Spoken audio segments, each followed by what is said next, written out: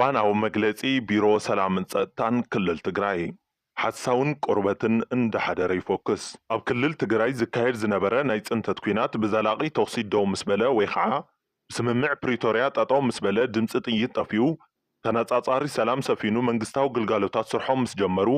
ህዝብን ሰራዊትን ትግራይ ንሰላም ዝነበሮም ባህጊ ብተግባር ብምግላጽ ንተግባራውነት ስምምዕ ፕሪቶርያ ክረባረቡ እዮም ጸኒሖም ይኹን ዳ እምበር እቲ ሓደ ብገርሁ እቲ ሓደ ብጉርሑ ከም ዝበሃል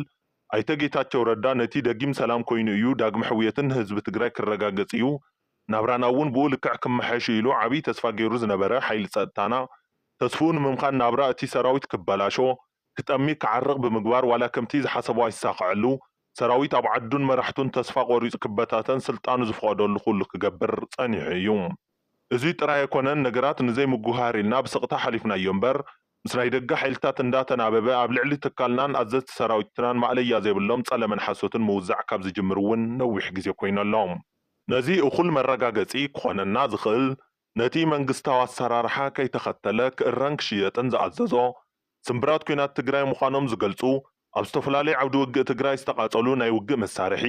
በገዛ ፍቃዱ ስርዓት ብዘይተኸተለ መንገዲ ክለዓሉን ክስረቑን ኣዝዩ ዝከብቅዕ ጀነራላት ትግራይ ከም ዝሰረቑዎን ከም ዘጠፋፍኡዎን ገይሩ ሓድነት ሰራዊትናን ህዝብናን ንምብታን ዓሊሙ ዝተፈላለዩ ሚድያታት ተጠቂሙ ሰፊሕ ናሓፂ መፂን ፖለቲካ ዘርጊሑ ክጸለም ከም ዝጸንሐ ንማንም ትግራዋይ ግልጽ እዩ ቀፂሉ እውን ኣመራርሓ ሰራዊትን ኣባላትን ክቀትሉኒ ትልሚ ሒዞም ነይሮም ንስክላ ኣየወፅየ ካብ ሞት ኣምሊጠ ብዝብል ናይ ምህዞ ጸለመን ፖለቲካን ብናይ ማእኸል ሃገር ሚድያታት ካልኦትን እንዳተዓጀበ ነዊሕ ናይ ሕሶት ርሕቀት ክኸይድ ጸኒሑ እዩ እንተኾነ ግን እቲ ሓቂ መጀመርያ ባዕሉ ብስራሕ ምክንያት ናብ ኣዲስ ኣበባ እንትብገስ ሓለዋ ኣብ ኬላ ደው ኣቢሎምና ነይሮም መስያት ኣውሪዶም ጌታቸው እየ ምስ ነገርክዎም ግን ብሰላም ኣሕሊፎምና ክብል ገሊጽዎ ነይሩ እዩ ድሓር ግን ምውቕ ምስ በሎ ግዲ ሓቲቶምዎስ ሓሳቡ ቀይሩ ክቀትሉ ንደልዮም ደድሕረይ ብፓትሮል ስዒቦምኒ ከም ዝነበሩ ብሰብ ሰሚዐ ነቲ ኬላ ከፊቱ ዘሕለፈኒ ተገዳላይ እውን ኣሲሮሞ ክውገድ ዝግብኦ ሰብ ኣምሊጥና ኢሎም ዓበይቲ ሰባት ብሕርቃን ብስልኪ ክዛረቡ ተሰሚዖም ወዘተ ብዝብሉ መስደመም ናይ ፈጠራ ሓሶታት ክንስነስ ሰሚዕናዮም ንሕና ተጋሩ ከም ተቃለስቲ ኣብ ታሪኽና ኣሸምባይዶ ኣብ ቃልሲ ህዝቢ ትግራይ ይብዛሕ ይውሓት ተሳትፎ ዝነበረ ሰብ ክንቀትል ኣይኮነን ነቶም ህዝብናን ዓድናን ንኸብርሱ ፊት ንፊት ዝዋጉና ዝነበሩ ወታደራት ጸላእ እኳ ማሪኽና ኣቕለማይ ሂብና ኣሚርናን ሚዒድናን ናብ ክብርን ማዕረግን ነብቅዕ ተጋደልቲ ምዃንና መላእና ኢትዮጵያ ህዝቢ ምስክርና እዩ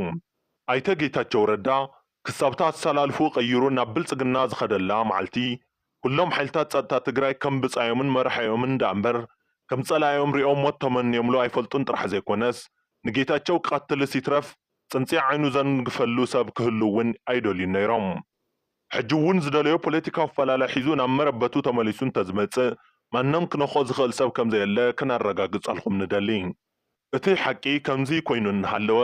ሕጂ እውን ንዕሪ ንምእማኑ ብዘጸግም ኣገባብ ኣብ መንጎ ሰራዊትናን ህዝብናን ነቓዕ ንምፍጣር ዓሊሙ ፍጹም ብትካልናን ኣመራርሓናን ተገምጊሞም ዘይፈልጡ ብዛዕባ ወርቅን ገንዘብን ካልኦት ናይ ግዕዝይና ተግባራት ነቶም ኣዘዝቲ ጸጥታ ሓይልና ኮነ ኢሉ ብምልጣፍ ኣብ ልዕሊ ትካልናን ኣመራርሓናን ማዕለያ ዘይብሉ ሓሶት ይቕጽል ኣሎ እቲ ሓደ ጽቡቕ ነገሩ ግን እቲ ክሳብ ሕጂ ንዓና መሲሉ ካባ ተጋደልቲ ለቢሱ ከደናግረና ጸንሐ እዩ እቲ ብጣዕማ ጸጋሚ ግዜ ሓሊፉ እምበር ሕጂ ግን ኣሰላልፉ ፍሉጥ ተልእኹን ናይ መወዳእታ ዕላሙን እንታይ ከም ዝኾነ ንህዝቢ ትግራይን ሰራዊትን ግልጺ ኣብ ዝኾነሉ ግዜ ብዙሕ ዘጨንቐና ነገር የለን እቲ ሕጂ ዝገብሮ ዘሎ ዓዘፍዘፍ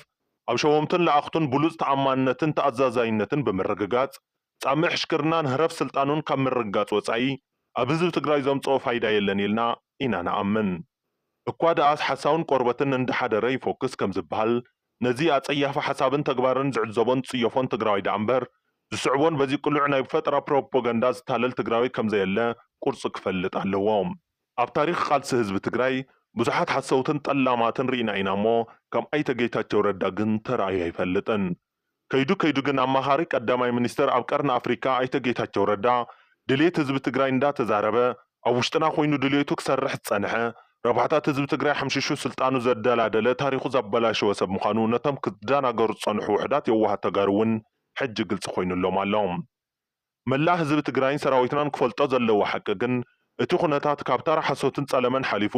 መንግስቲ ፌደራል ባዕሉ ኣይተ ጌታቸው ረዳ ተጠቂሙ ካብ ስምምዕ ፕሪቶርያ ወጻኢ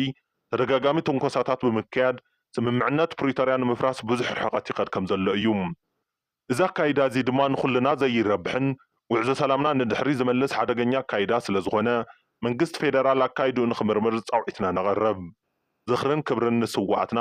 ቢሮ ሰላምን ፀጥታን ክልል ትግራይ ግንቦት 8 2017 ዓ.ም መቐለ